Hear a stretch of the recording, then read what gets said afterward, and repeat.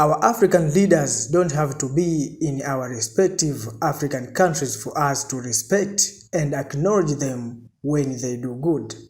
The same way we revere great African leaders like Julius Nyerere, Kenneth Kaunda, Samora Machel, Thomas Sankara, Robert Mugabe, Muammar Gaddafi, Nelson Mandela, Patrick Lumumba, Kwame Nkrumah, and more.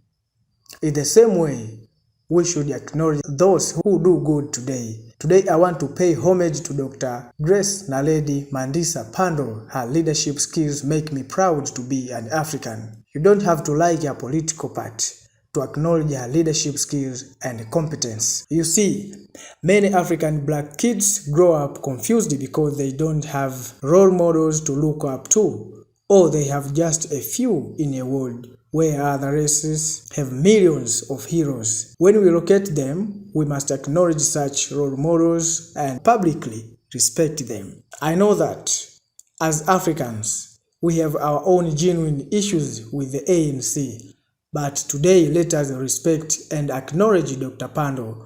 We will have a moment to talk about our issues with her another day. Many people are afraid to say what I'm saying on this video because many of them earn their salaries from global capital which run the world. That is why the civil society Pan-Africanists are quiet.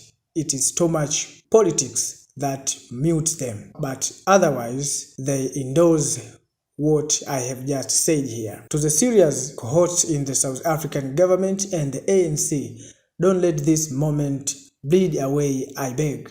These are the moments when you should unite the continent. You run the most sophisticated economy on the continent, but it means nothing when you don't have the rest of Africa with you.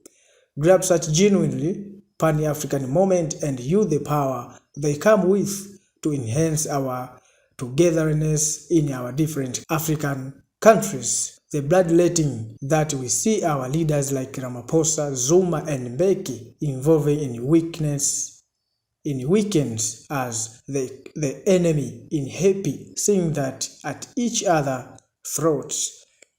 It is our duty to resolve the African crisis as African and not accentuate it functionally. Now back home, ordinary South African and Africa will ask what have seen people done for us.